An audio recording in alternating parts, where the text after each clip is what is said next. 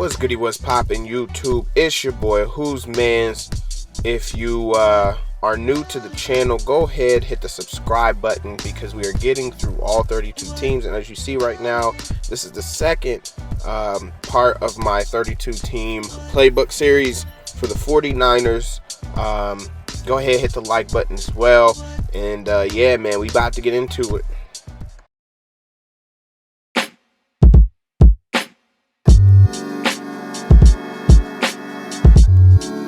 So, this video is going to be a little different. It's going over strategy, things like that. So, shout out to Ink Mo for that one, because he asked, like, hey, like, how do you choose your plays? It seems to always be right.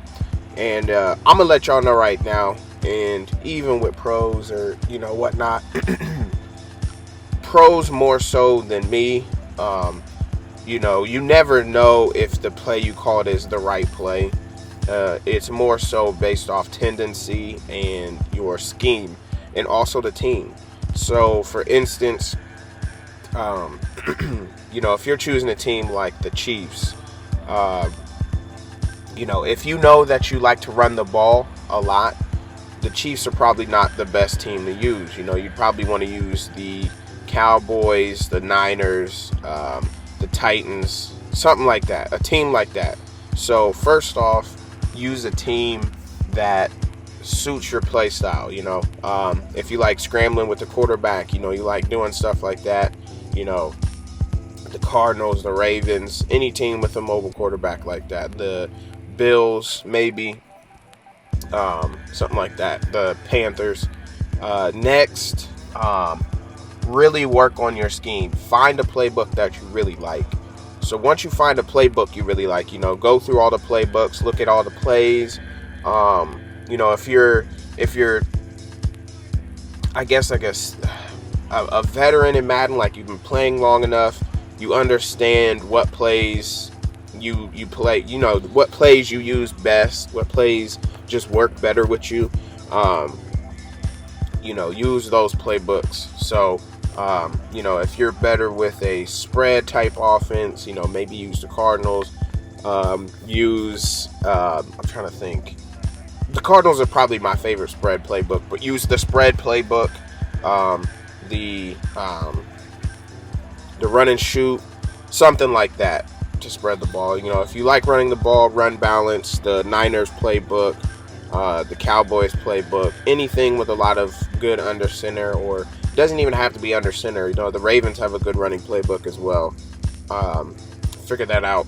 As far as your scheme, like I do with my playbook, most of my playbook videos, I go through every single play in the playbook, and there's going to be some plays that just kind of stick out to you. There are some plays that just in Madden work better than others. But at the same time, I think once you understand defense a little bit better and the assignments, then you can base it off that. So, in Madden, the tell is a little bit easier than in real life, So, for instance, on that play that you're seeing here, it looks like it was man, but it could also be cover 2 press or like cover 2 sync. So once you understand that, then you can start putting out your, different principles. So there's pre-snap, post-snap reads. And then you also go off tendency. So if your opponent calls like cover 3 a lot more than anything else, then you should start, playing verts or maybe the dagger concept, or anything that really attacks cover 3 like that. Start playing those. Maybe you should do hitch streaks with the seam streaks, and then 2 hitches on the outside, because those deep blues aren't going to react as well to the hitches, things like that. Or your classic cover 3 beaters that are all over YouTube, you can use. So there's that. And then if you notice that they play cover 2 a lot, then there's different concepts with that you can run. You can run Like, for instance, you can run hitches, or like the curl concept, which is great for cover 2. Curl flats, where you have a curl route with a flat route going to that same side, and it just makes your defender choose. If they play cover 4 a lot, then there's some things that you can do with cover 4. You can do a deep dig from your slot and then a post behind that. And that, usually gets you set up one-on-one, deep. There's quite a few things. You can run wheel routes with your running back, because usually once they get past the second level, they're not going to be guarded, just because of the matching principle. So I think that first quarter, I think, is where you make and break your scheme, especially if you score quickly, or if you do a good job of taking enough plays to figure out what your opponent likes to do. So pay attention to what they like to do, and that should really determine the kind of plays you call, because you're going to see a theme where they like to blitz on second or third down, or if it's first and 20, for instance, and you notice you keep getting in that situation, or second and 20, they like to call this.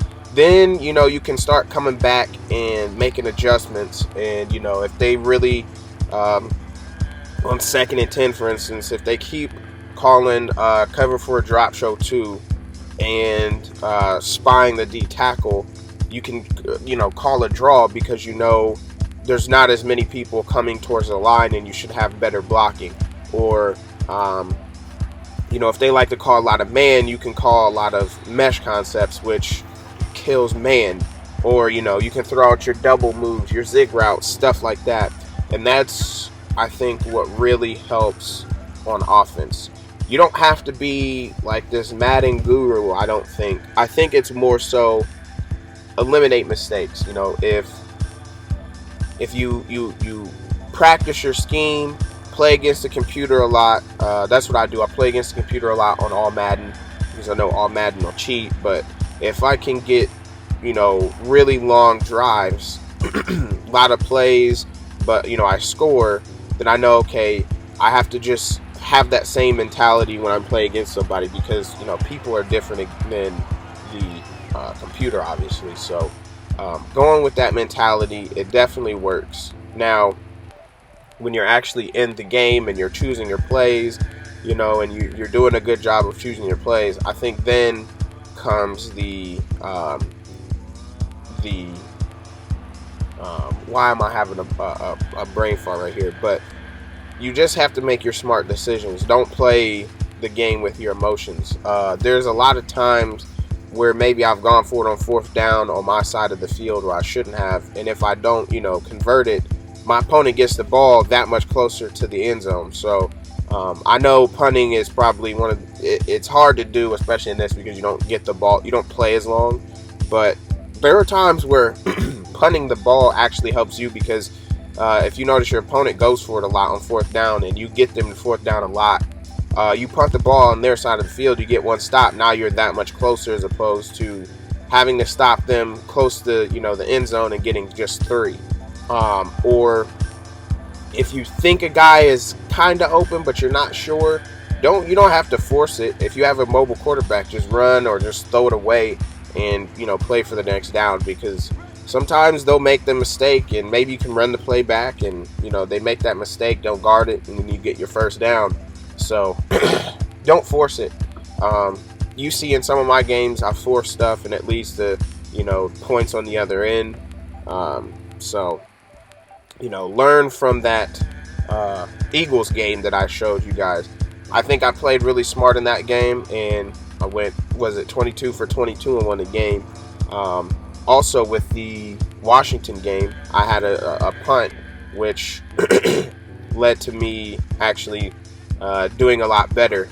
My opponent forced the ball a lot of the time and threw 2 pick sixes because of it. So, or at least 1 pick six and another pick. And then at the end of the game, he threw like 3 straight picks, just forcing the ball. So don't force it. Keep your opponent honest, running the ball, running screens, running RPOs. You don't have to do a lot of screens. You don't have to do a lot of RPOs, but just make sure you mix up your play calling. One thing that a lot of people stress is that, oh, you have to keep it similar. What I'm thinking, you have to keep it even with your running and passing plays, and I don't necessarily think that's true. As long as you run the ball enough to where they don't just drop everyone back in coverage, because the run opens up the pass, and sometimes the pass opens up the run. So if your team isn't as good at running the ball, sometimes you do have to pass to open up the run, because then you'll notice they'll put less and less people in the box. And once they put less and less people in the box, once you notice you have a very light box, maybe you have 4 down linemen and 1 linebacker in the box, and then the rest are, DBs outside. Run a inside zone because you have the advantage there. Take advantage of the advantages. If you have trips to the right and they have their nickel guy on the left, maybe run a quick bubble screen here and there on that side when they do that, because you have the advantage of blockers. You have more blockers on that side, or run the ball to that right side, to that weak side. If they overload the right and you're under center, run to the left, or if they bite down super hard when you run the ball, run a play action. These are all little things that I think help with calling your plays. Also, huge thing, sometimes I see guys run these plays that require like 60-70 yards of space, and they're on the 40, and they only have they only need 40 yards. And it's like, in order for some of these plays to work, you need the safeties to back up quite a bit. You need them to chase those clear out routes, and the safeties aren't going to keep backing up past the back of the end zone. So sometimes you have to understand which plays get a lot of yards, 50 plus yards, which plays get me my 20 yards, which plays give me my 10, which get me my 5, which get me my 3 to 4. Once you figure out the consistency of the play, like, okay, this play gives me 10 yards, then I can run this play here because, I'm on the 20. I only need 20 yards to get to the end zone, but I don't need something that's going to, get me 30 yards. I need something that's going to get me 10 to 20 yards, or 5 to 20 yards. So run those, because once you get down there, it gets harder.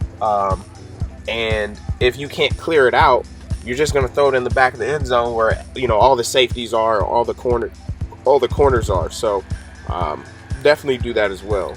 And then same goes for when you're on your side of the field, close to the goal line. Don't run plays that take too long to develop. Sometimes you need those quick hitting plays, those quick 4 to 5 yard routes, those 4 to 5 yard gains to get you out of that area, so you can, afford more time to let plays develop. I think that sweet zone is from about the 20 to, I'd say about the 20 up until about the, I'd say where my playbook is fully open is from about the 20 to about the 50 maybe, is where I let my playbook fully, full throttle. If I have a deep bomb play that I think I can run, I'll run it in that area. Anything past that, anything closer to the end zone from 50, then I'm not going to run it, because then I get too close to where the safeties aren't going to go as far back, and they'll stop running because they realize, okay, well, they can't go past the end zone. So there's that. But really, once you figure all that stuff out, lab up which plays, lab your plays, make sure that they consistently get a certain amount of yards, and then once you figure that out, then you can start to divide the field up. Hey, I need this, or if it's 3rd down and 6, and you have a nice play, couple plays that get you 10 yards, run those plays, because really what you need is your 1st down. Never try to get everything in one play. That's why you run the ball. You run the ball successfully. If you pick up at least 4 yards, that's you do that 2 times. It's now 3rd and 2, and it makes it that much easier to call a play because now you can either just try to get the 2 yards, or if you notice that your opponent then shades underneath, and anticipates you only trying to get the 2 yards, and you can hit them over top or things like that. So there's that. Hopefully that did help. I would definitely say go on a practice or play against the computer, figure these things out, and then take it into the game and use that strategy, because I don't think Madden is as complicated as what people think. It's just that sometimes we play with our emotions and put ourselves in stupid spots, which sometimes you can't help. We're human. That's what we do. We're emotional. But take advantage of your roster. Take advantage of your opponent's tendencies, and also play to your team's strengths. So those are 3 huge things I think in Madden, at least, that you can do to maybe improve. So hopefully this did help. Hit the like if you do enjoy videos like this. I think I'm going to actually, once I'm done with the 32 teams, I'm going to start getting into very specific schemes. Number one, I'm going to start with the air raid and the Cardinals playbook, because that's my favorite playbook. And then I think I'll also try to do a Mike Leach air raid style. So, but yeah, stay tuned, guys. Hit the like if you do enjoy that. I'm going to be out. I'll see y'all with the gameplay after this, y'all. Peace.